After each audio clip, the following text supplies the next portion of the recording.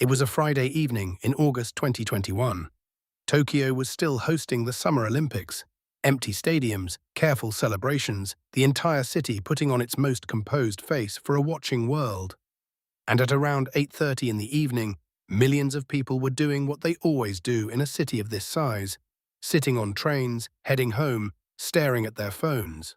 On a rapid express train on the Odakyu Electric Railway heading toward Shinjuku, the carriages were full but quiet. Workers with their bags on their laps, young people with earbuds in, the hum and sway of a train doing what trains do. Then a man stood up, and the ordinary Friday evening became something nobody on that train will ever fully stop carrying with them. This is the story of the 2021 Odakyu Line stabbing. An attack in which 10 people were hurt, no one died, and a single act of violence went on to inspire a wave of copycat crimes that put Japan's commuter train culture on edge for years. And the question at the center of it doesn't have a clean answer. What do you do with a man who has decided, quietly and over a very long time, that he has been cheated by the world? On August 6, 2021, Yusuke Tsushima, a 36-year-old unemployed man from Setagaya Ward, boarded a rapid express on the Odakyu Electric Railway. The train was headed for Shinjuku. It was Friday evening, peak commute, the kind of hour when train carriages fill up and people fold themselves into whatever space they can find. Tsushima had brought a folding knife. He had also brought a bottle of cooking oil and a large lighter. Neither the oil nor the lighter was spontaneous. He had thought about what he would need, and he had packed accordingly. At around 8:30 p.m., the train was moving through Setagaya Ward when Tsushima stood and approached a 20-year-old female university student who was sitting nearby. He stabbed her in the chest and in the back, multiple times. She would need 3 months to recover. He kept moving. He went between compartments, swinging the knife, stabbing without apparent pattern. A woman in her 50s was attacked. A man in his 30s was wounded. Passengers scrambled, some pressing to the far ends of the carriage, some trying to force their way through doors into the next car, some dropping to the floor. People were yelling. The carriage turned into chaos. By the time it was over, 10 people had been injured. 5 women and 5 men, ranging in age from their 20s to their 50s. The most severe injuries were those of the 20-year-old student. The other wounded had injuries that required up to 2 weeks of recovery. Then Tsushima's knife broke. He reached into his bag, pulled out the cooking oil and poured it across the floor of the carriage. He brought up the lighter and tried to ignite it.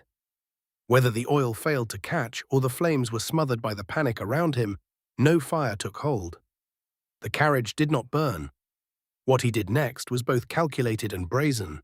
He found the emergency door release, the device affixed to every train carriage for genuine emergencies, the lever passengers are warned never to touch, and pulled it. The doors opened.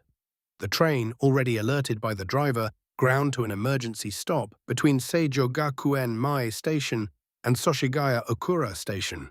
Passengers poured out onto the tracks in the dark, some running along the railbed toward the nearest platform, calling out warnings to anyone who would listen. Tsushima ran in the opposite direction. For several hours, he was somewhere in the city. Police were searching, and then that evening, officers found him at a convenience store not far from the scene of the attack. He was arrested without resistance. All 10 of the injured were conscious when emergency services arrived. No one died. To understand what Yusuke Tsushima did on that train, you have to understand who he was before he boarded it. He grew up in Setagaya Ward, the same residential stretch of western Tokyo where the attack eventually took place. He was young there, ordinary by all outward signs, and at some point he enrolled at Chuo University in the Faculty of Science and Engineering. He dropped out. What happened between dropping out of university and August 2081 is less clear in the public record. But by the time of the attack, he was unemployed, living in the area where he had grown up, and carrying, according to prosecutors, a young and cultivated fantasy about committing mass murder. The knife, the cooking oil, the lighter, none of this was improvised. He had chosen his weapons deliberately. He had thought through the sequence. He knew what train he was getting on and what he intended to do when the carriages were full enough. What he hadn't fully accounted for was the knife breaking. The pivot to the oil and the lighter was a fallback, and it failed. His plan, such as it was, ended with him operating a piece of safety equipment as an escape hatch, an almost absurd final note to an evening of premeditated violence, and then fleeing to a convenience store. He was not hard to find. He had not tried, in the end, to disappear. At trial in the summer of 2023, Tsushima's stated motive was specific and explicit in a way that's difficult to look away from. He told investigators that he had wanted to kill women who appeared to be on the winning side of life. He described a particular fury directed at women who looked happy with their partners or who seemed at ease in the world, women who, in his telling, had once made him feel humiliated at a university student social gathering. He mentioned failed attempts at online dating.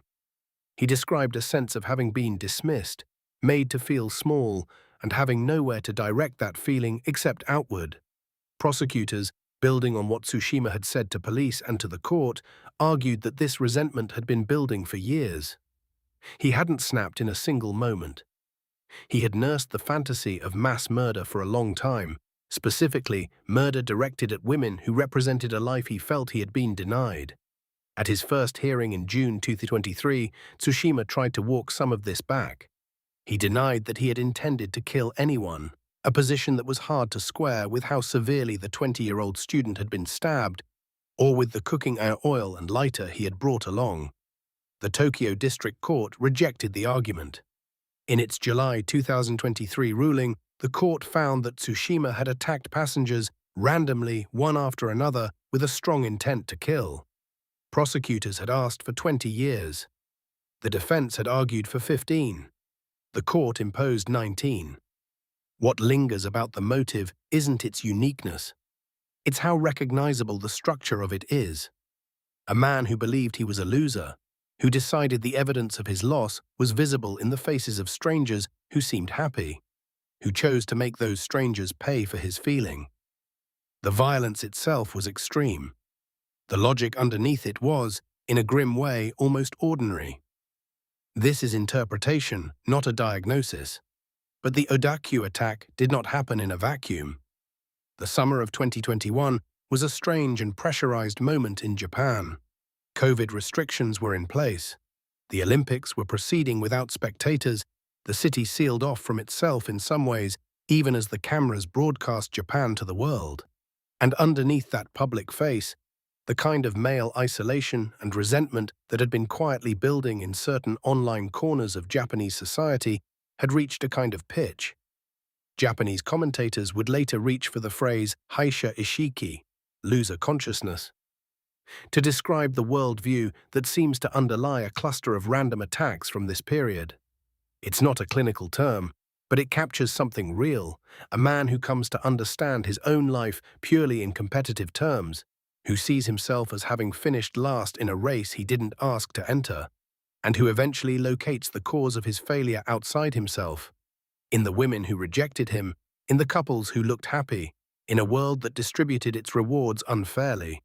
Tsushima's stated motive fits this frame almost exactly. What makes it more troubling is what happened afterward. On October 31, 2021, 2 months and 25 days after the Odakyu attack, a man named Kyoto Hattori boarded a Odakyu Line train in Tokyo wearing a Joker costume and carrying a knife. He stabbed 17 people and set the carriage on fire. He was convicted in 2023 and sentenced to 23 years. When investigators asked Hattori about his motives, he said explicitly that he had been inspired by the Odakyu Line attack. By Tsushima, that is the most uncomfortable piece of this story. The original attack, which injured 10 people and killed no one, became a reference point. It demonstrated that this was a thing a person could do. That the fantasy Tsushima had harbored for years was in some practical sense achievable. And at least one other person sitting alone with a similar grievance saw it, absorbed it, and acted.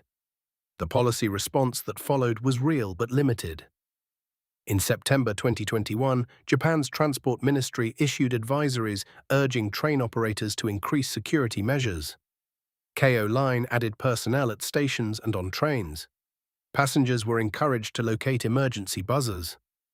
A national conversation unfolded about what commuter safety actually meant in a country where the train carriage had always been, by any international measure, one of the safest spaces a person could inhabit.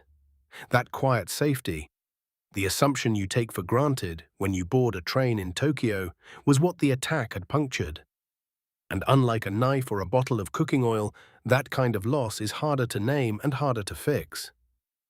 The 10 people injured on the Odakyu train that Friday evening were going home. That is all they were doing. The cruelty of random violence is precisely this. It finds people in the most ordinary moments and makes those moments permanent. The 20-year-old student who was most severely injured has not, as far as public reporting goes, been named. That seems right. What happened to her is part of the record. The life she was living before and after it is hers. Yusuke Tsushima was sentenced to 19 years in prison in July 2023. He will be in his mid-50s when he is released, if he serves the full term. He remains in custody. What this case asks us to look at is not really the knife or the oil or the emergency door release. It's the years before any of that. The accumulation of resentment that nobody reached, the fantasy that went uninterrupted until it was on a moving train. Random attacks don't start randomly. They start somewhere quieter, somewhere harder to see. If this kind of careful, serious coverage of real crime history is something you find valuable, subscribing helps us keep making it and tells the algorithm it's worth reaching more people. Thank you for watching. We'll see you next time.